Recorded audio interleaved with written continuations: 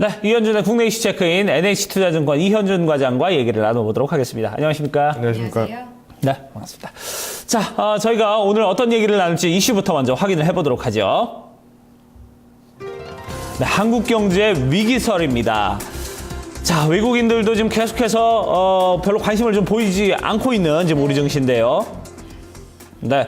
자, 이러다 보니까 지금 뭐 매년 연초마다 좀 나왔던 얘기인데 항상 이맘때면 되면은 어떤 주식시장의 흐름이 안 좋으면 우리 경제 위기 아니냐 계속해서 좀 얘기가 나오고 있습니다. 어떻게 봐야 될까요? 올해는. 예. 말씀하신 것처럼 참 이거 볼 때마다 저도 참 웃긴데 매년 2월만 되면은 딱 코스피 실적 발표부터 끝날 때거든요. 그렇죠. 그때 맞춰가지고 지금 이게 몇 년째지 제 기억에는 한 5년, 6년 연속으로 이 위기설이 나오고 있는 것 같고 예, 제가 맨 처음에 들었을 때는 이제 그때가 IMF 이후에 잠깐 나오다가 그리고 제가 가장 기억에 남던 게 이제 2006년도였던 것 같은데 그 당시에 이제 중국과 일본 사이에 끼었다 너크래커라는 단어들을 표현을 하면서 우리나라 2, 3년 안에 대규모 경제가 저하될 것이다. 일본의 기술력과 중국의 물량에 대해서 그 부분이 굉장히 좀 기억에 남아요. 제가 그 당시에 뭐 KDI 원장님 인터뷰도 봤었고 정말로 좀 그 당시 저도 학생이었는데 굉장히 좀 심각하게 좀 받아들였던 것 같은데 한국 경제 뭐 계속해서 좀 뭐 탄탄하게 좀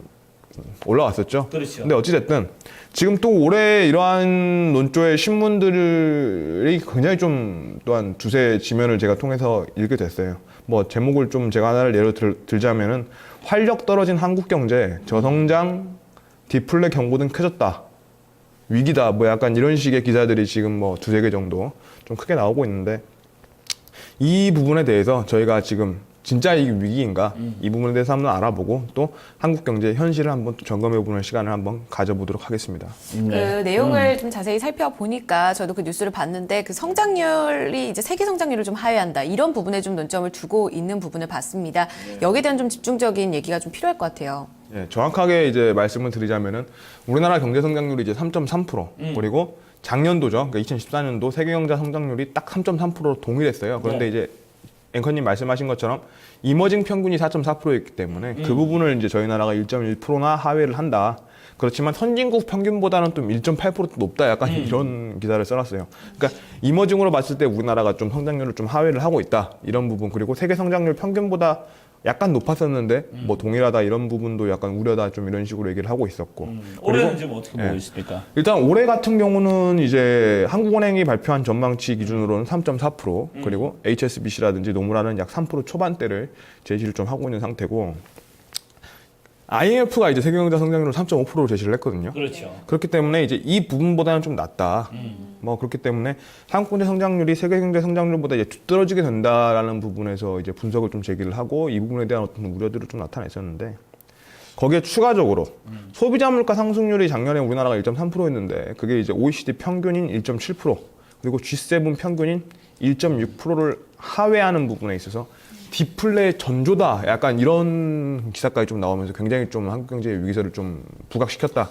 좀 이렇게 보시면 될 것 같습니다. 근데 이제 수치적으로는 이 부분이 좀 납득이 가는 부분이 뭐냐면은 항상 이제 우리 주식을 보면은 우리가 좀 이머징 시장이라는 얘기를 좀 사실 벗어던지기 좀 어려운 부분이거든요. 뭔가 지금 유럽에서도 어떤 뭐 위기감이 돌면은 가장 먼저 이제 자금 빠져나가는 게 이제 우리 시장부터 좀 빠져나가기 시작하니까 이런 부분에서 볼 때는 분명히 아직도 좀 우리가 좀 이머징에서 벗어나지 못하고 있는 게 아니냐 이런 생각을 볼 때 지금 성장률을 이머징 시장의 어떤 성장률을 못 따라간다는 거는 이건 좀 분명히 좀 수치적으로 좀 문제가 있지 않나 하는 생각이 드는데 어떻습니까? 네?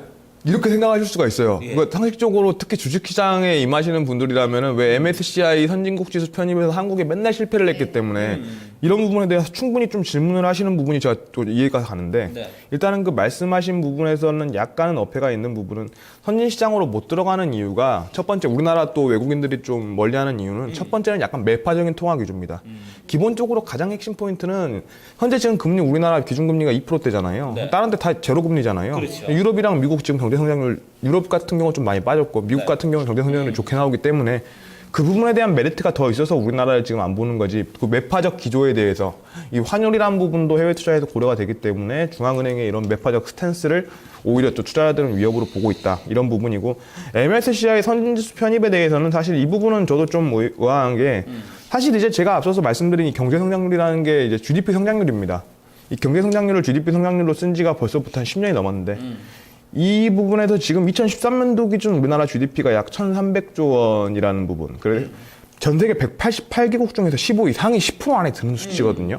근데 이렇게 봤을 때는 사실 선진국이라고 봐야죠. 네. 선진국 중에서도 선진국이죠. 예. 왜냐면은 이게 OECD가 34개국입니다. 근데 전 세계에서 15번째로 경제 규모가 큰 나라, 심지어 불과 한 3년 전에는 7위까지도 올라갔었거든요. 근데 그런 나라가 지금 현재 아직도 이머징이다.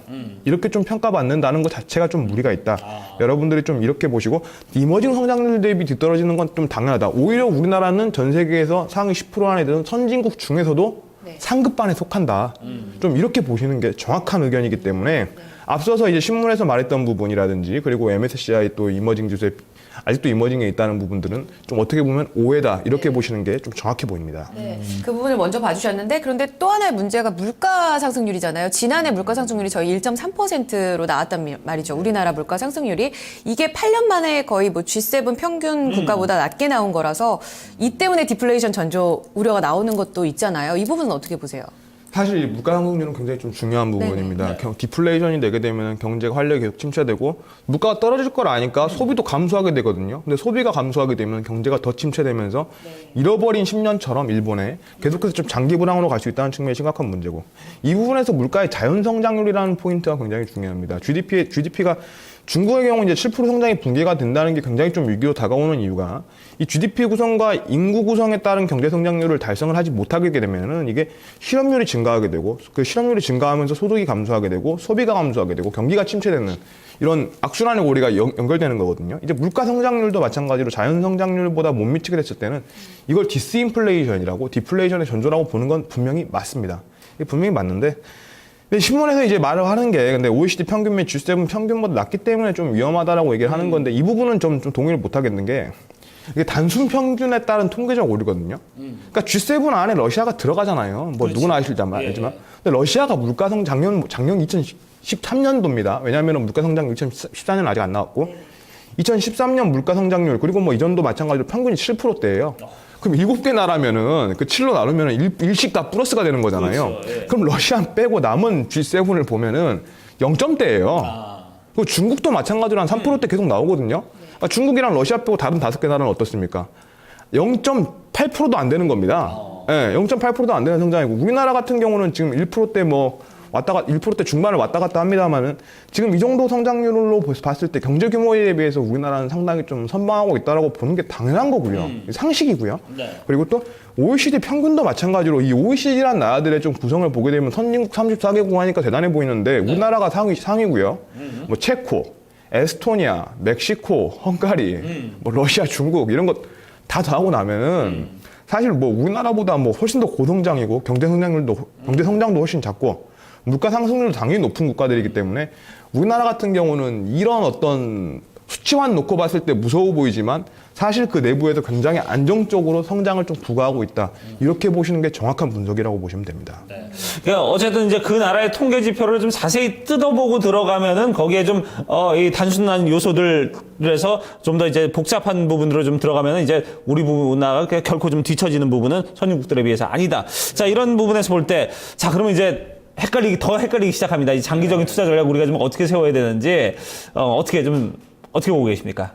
네, 개인적인 뭐 견해긴 합니다만은 뭐 장기적으로 또 우리나라의 경제 건전성만 놓고 봤을 때는 세계 뭐 10위 안에 든다. 경제 규모보다 훨씬 더 좀 좋다고 보고 있고 가계부채에 대한 우려들을 하시는데 실제 가계부채 비율하고 선진국 평균하고 좀 비교해봤을 때 국내 가계 자산 건전성은 굉장히 좀 우수한 수준이라는 점을 여러분들이 좀 객관적으로 좀 보실 수가 있습니다. 오히려 국가 자체에 대한 문제보다 국가 경제 기여도가 높은 좀 개별 대기업들이 요새 좀 엔저 현상이라든지 이런 부분들에 대해서 우려가 있는데 이러한 부분들 사실 여타 국가 대비해서 좀 수출 의존도가 높다는 부분은 진짜 분명한 리스크입니다. 분명한 리스크이기 때문에 이 내수 부분의 육성, 대외 의존도의 탈피를 위해서 좀 부단한 노력이 필요한 시점이라는 점은 분명하지만 저희가 제 개인적인 견해는 분명한 이런 어떤 경제의 건전성이라든지 우리 경제의 여태까지의 역동성을 역사적으로 봤을 때 저 개인적으로는 여전히 2015년도 연내 2100포인트 도달을 충분히 가능하다고 보고 있고 다만 지속적으로 말씀드렸듯이 지금 대외 리스크 요인이 아직까지는 조금 남아있는 상태이기 때문에 너무 공격적으로 증시에 좀 대응하기보다는 좀 안정적인 바벨 전략으로 양쪽을 상방과 하방을 동시에 놓고 여러분들이 계속해서 좀 조심스럽지만 그렇다고 장기적인 자신감은 분명히 좀 가져가는 그런 대응을 하시길 좀 바라겠습니다. 조금 전에 얘기하셨던 네. 그 대기업에 대한 그 불투명한 우려, 그 전망이 좀 어둡다 이런 얘기는 엔저에 따른 피해라고 얘기를 하셨잖아요. 그래서 출주도 그런데